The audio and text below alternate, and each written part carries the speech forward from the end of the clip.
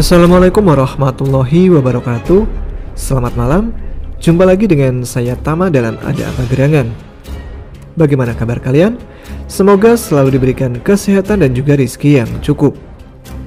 Episode Ada Apa Gerangan kali ini, saya akan membacakan sebuah cerita bergambar petualangan dari Mas Katon ketika ikut membantu tim SAR mencari sebuah jasad yang hanyut di sungai. Dan bagaimana ceritanya? Sobat Ada Apa Gerangan? Ceritanya mulai dari sini.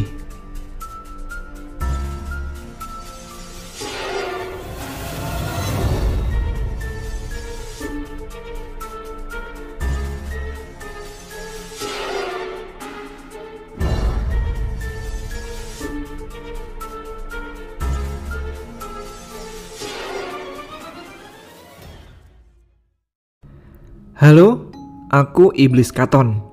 Dan ini adalah kisah paling konyol yang pernah aku alami. Kala itu, pada suatu malam, aku dan ketiga temanku sengaja membantu mencari korban tenggelam atau hanyut di sungai karena sorenya dapat kabar ada bocah yang tenggelam di sungai dekat kampung halamanku. Sebenarnya kami merupakan 4 serangkai manusia tersombong yang beranggotakan 4 pemuda gendeng. Di sana ada aku, Iblis Katon, ahli menggoda demit. Lalu ada Setan Katon, ahli menjebak demit. Dan ada Dajjal Katon, ahli berkelahi dengan demit. Ada juga Demit Katon, ahli merampok demit. Kami bertemu pada salah satu perguruan, Padepokan Sableng Cilik namanya. Nah, disinilah kegendengan 4 pemuda bermula. Lanjut ke cerita. Memang kami berempat tidak dimintai bantuan, tapi kami berinisiatif untuk membantu hanya berdasarkan rasa kasihan terhadap keluarga dan korban. Jarak tempuh perjalanan malam itu agak jauh, harus menyusuri sungai yang cukup besar dan lebar dengan air yang sanggup untuk menenggelamkan kami. Lewat jalan setapak di pinggir sungai, setelah melewati rindangnya pohon bambu yang sesekali menyeruakkan deritan, gesekan pohon bambu yang tertiup angin. Dengan candaan, kami terus melangkah dan sesekali mengatur strategi. Ketika kami berjalan tepat di bawah pohon trembesi yang sangat tinggi dan lebar, kami mencoba mengukur dengan rangkulan tangan kami. Kami bertiga bergandengan tangan dengan melingkari pohon. Ternyata pas dengan lingkaran 3 orang. Piuh, besarnya. Saat itu sudah memasuki wilayah desa sebelah. Tiba-tiba ada air seperti gerimis. Hujan, please. Gimana nih? Ucap Dajjal Katon. Ah, iya Ki. Gimana ya? Sambarku. Akhirnya kami pergi menjauh dari pohon itu beberapa langkah. Ternyata nggak gerimis. Baru saja kami ingin beranjak pergi, si Demit Katon berucap, bukan hujan des, tapi kita dikencingin genderuwo tuh. Aku pun akhirnya mengarahkan senterku ke atas pohon. Dan ternyata benar, ada 2 sosok Mas Genderuwo yang sedang duduk bersantai menertawakan kami. Hajar biar jatuh, ucapku. Dajjal Katon pun siap, langsung mengambil ancang-ancang dan berlari langsung mengarah pada pohon besar lantas menendangnya. Tiba-tiba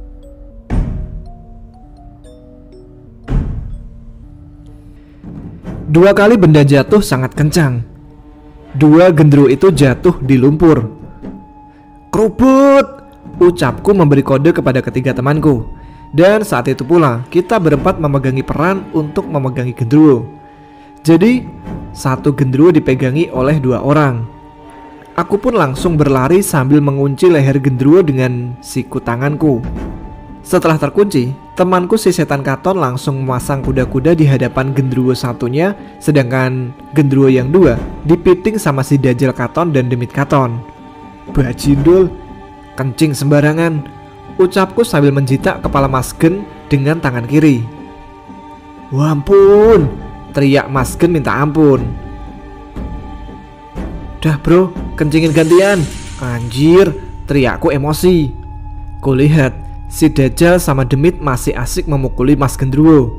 Aku pun segera bertanya, Mas Gen, tahu nggak bangkai manusia yang hanyut lewat aliran sungai ini?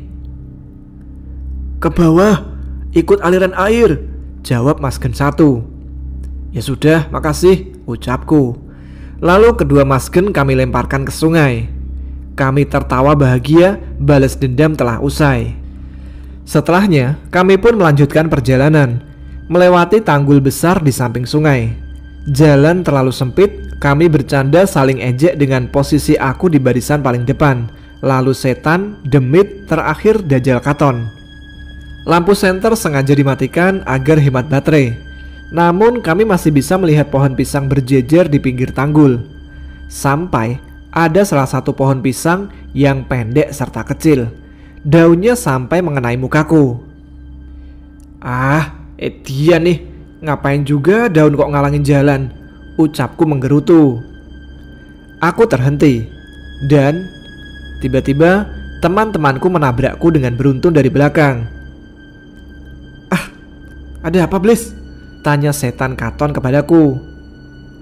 "Lihat tuh di depan, pas di pematang sawah," ucapku sambil merunduk dan sedikit geser ke pinggir, lalu diikuti oleh ketiga temanku.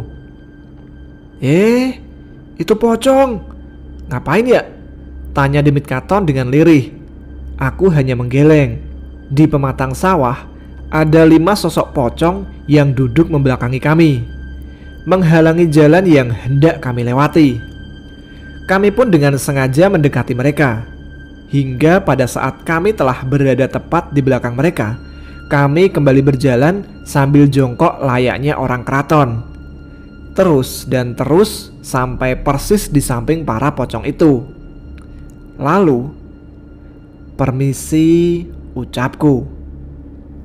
"Bajigur, ngeledek ya?" ucap para pocong. Lalu kami tertawa bersama. Pocongnya marah, sambut Dajjal Katon. Para pocong benar-benar emosi mendengar tawa kami.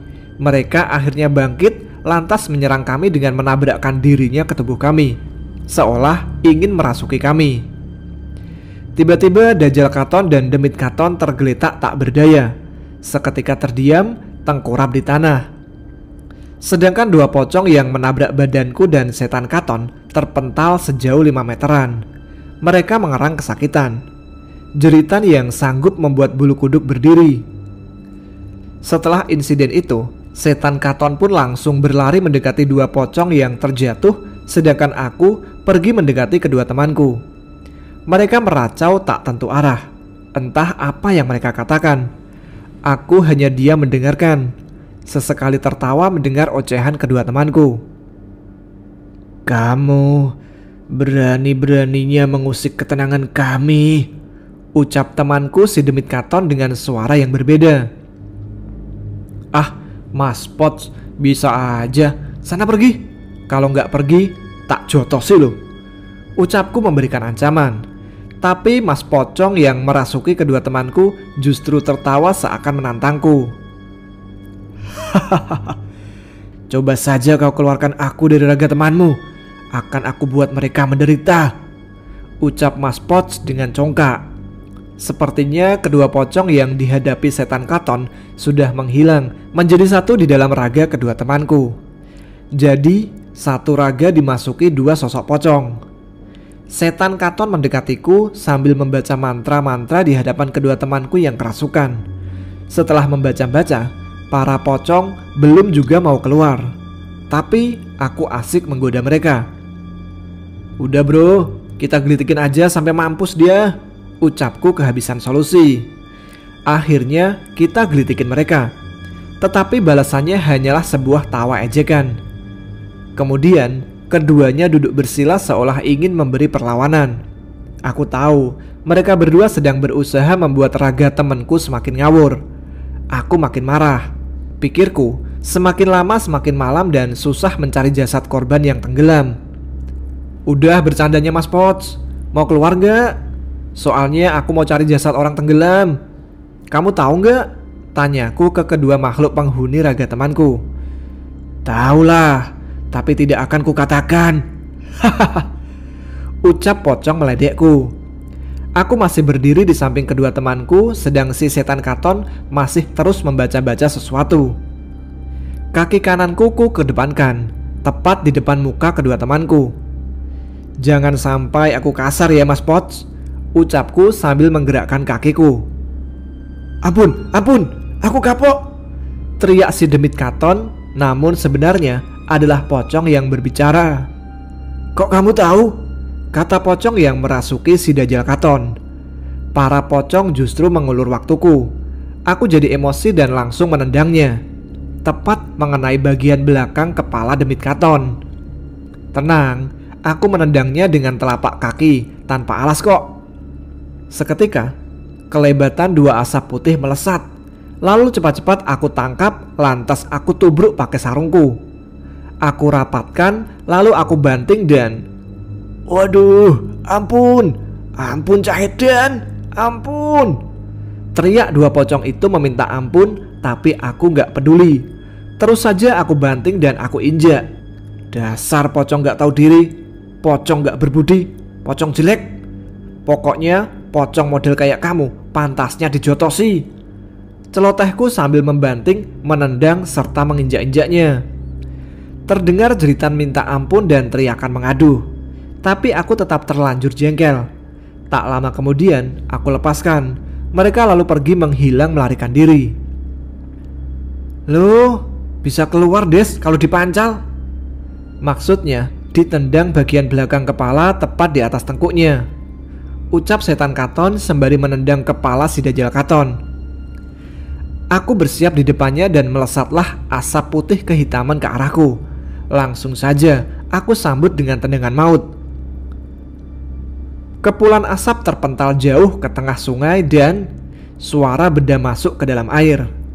Aku pun hendak menendang yang satu lagi, namun dia berhasil menghindari tendanganku. Asem, meleset, teriakku. Ah, gimana sih Bliss? Ucap si setan Katon kesal. Alhasil, kedua temanku berhasil siuman dari kerasukannya. Lalu kita berdiam diri beberapa saat untuk memulihkan tenaga. Setelahnya, kita kembali melanjutkan perjalanan. Masih dengan kondisi jalan setapak di tanggul yang kecil, sampai di titik terakhir, sebuah tikungan sungai yang airnya terlihat bersinar. Kami berempat segera turun ke bibir sungai yang dipenuhi tumbuhan gelagah, yaitu rumput liar yang tinggi. Aku jongkok di pinggir kali sembari membaca-baca sebisaku. Para danyang, para kiai, para nyai, selebritis dan lain-lain, aku si bocah sableng memanggil kalian hadir, hadir, hadir, hadir. Aku membutuhkan jasad si jabang bayinya iki. Kasihan keluarganya, kasihan jasadnya, kasihan ruhnya. Bisa dan tidak bisa tetap aku minta, ucapku sambil menepuk-nepuk air sungai 3 kali. Aku mundur selangkah. Si Dajjal Katon duduk bersila membaca mantra. Begitu juga dengan setan dan demit Katon. Semua nampak berjaga-jaga.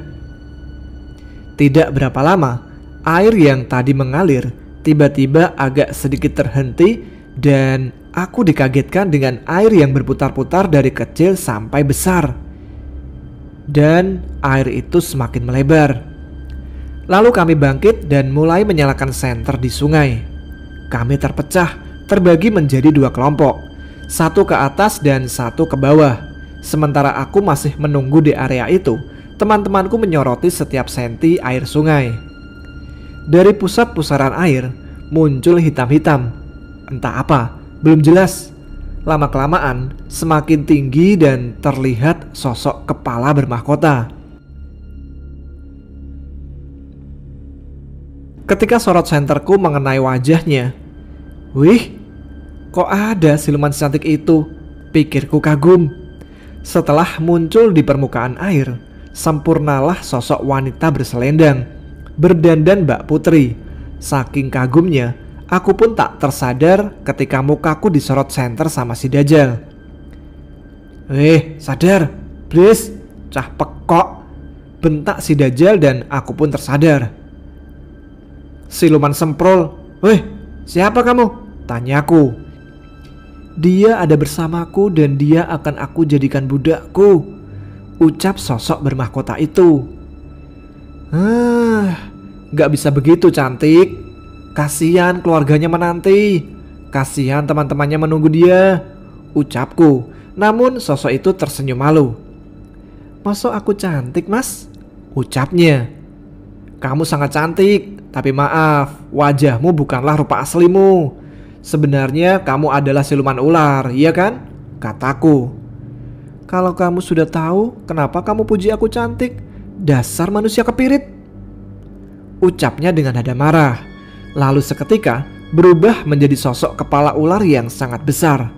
Bola matanya saja dengan suara mendesis serta lidah yang menjulur-julur. Kamu tetap manis lo ya, walaupun wujudmu ular. Bener, kamu itu baik loh. Walau wujud aslimu ular, kamu tetap berhati putri. Tapi putri ular, kataku. Ular itu masih saja menggeliat-liat di tengah sungai dan timbul tenggelamkan kepalanya di dalam air. Udah sini, ganti wujudmu jadi putri. Kita bicara di darat dan kapan-kapan kita kencan. Gimana? Ucapku membujuk siluman itu. Lalu secara bersamaan dengan kata-kataku, sosok ular menghilang dan ada yang menepuk bahuku dari belakang. Aku kira teman-temanku. Pas aku noleh, wah, kaget bukan kepalang. Dia sudah berdiri di belakangku dengan wujud putri yang cantik. Bener loh mas, kita kencan, katanya. Yoi, siap. Nanti kalau sudah tepat waktunya aku kabari, oke? Balasku. Iya, aku tunggu, timpalnya. Ada beberapa prajurit di belakangnya yang siap tempur. Aku mendekati putri tersebut, lalu ku ajak duduk di bawah pohon pisang. Tanganku aku letakkan di pundaknya sambil mengajaknya ngobrol. Ya, tenang aja kamu. Sekarang jasadnya di mana? Kembalikan dulu, pintaku. Ah, ntar mas bohong, belitnya. Aku tanggung jawab, bujukku. Jaminannya apa? Ucap putri misteri. Sertifikat, BPKB, atau apa kamu maunya? Selorohku. Yang berharga di jiwamu mas, katanya sambil memegang dadaku. Hatiku, bantahku yang dijawabnya dengan gelengan kepala. Cintaku, atau apa ya? Ucapku sembari berpikir. Nyawamu mas, jelasnya. Oh nyawa, oke siap. Tapi nyawaku untuk beberapa tahun saja ya. 2 tahun gimana? Tawarku. 6 tahun, pintanya. 2 tahun 3 bulan, mentok. Itu kalau mau ya segitu. Kalau nggak mau, nggak apa toh. Dia bukan apa-apa aku. Belitku sambil berdiri. Iya mas, setuju, ucapnya sambil berdiri. Tapi ada syaratnya. Kamu mau nggak? Tawarku mencoba menipu. Oke mau mas. Apa syaratmu? Tanyanya semakin penasaran. Nyawaku sepenuhnya milikmu kalau kamu mampu menemaniku selama 11 tahun tanpa meminta korban. Dan kamu boleh ambil nyawaku di tahun 3030 pada tahun manusia. Bagaimana? Ungkapku. Kecil. Siap mas. 11 tahun aku akan menurutimu, melayanimu, bersamamu, dan aku akan memilikimu di tahun 3030. Tak akan ingkar janji aku mas. Terangnya sambil senyum tersipu. Nah gitu dong cantik. Sekarang bawa kesini jasadnya, perintahku. Oh iya lupa. Cepat ambilkan jasad anak itu pengawal, perintahnya. Dan saat itu yang menemukan adalah Dajjal Katon. Putri siluman ular pergi dari pandanganku, yang tersisa hanyalah pengawalnya. Sebelum pergi, si pengawal bergumam sendiri. Ratu cantik kok goblok. Aku mendengar dan berkata padanya. Jangan begitu kan ratumu. Sini, suguhi aku segelas kopi dan sebatang rokok sebelum habis kopiku. Bapak ibumu sudah aku taklukkan, kataku. Nggak sudi. Kamu itu playboy cap demit, ucap pengawal itu sembari masuk ke dasar sungai. Aku hanya tertawa. Dan di sela tawaku terdengar Dajjal Katon teriak memanggilku. Lalu kedua temanku memberi kode agar kami merapat. Jasadnya mengapung di pinggir sungai. Aku bergegas mengambil bambu yang telah dibelah untuk penyangga tanaman kacang panjang. Lalu kutancapkan ke sebelah jasad anak itu agar tidak kebawa arus. Ada juga beberapa bambu yang kutancapkan di pinggir tubuhnya. Lalu kedua temanku bertugas memanggil warga, sedangkan aku bersama setan Katon masih terdiam, menunggu bala bantuan datang.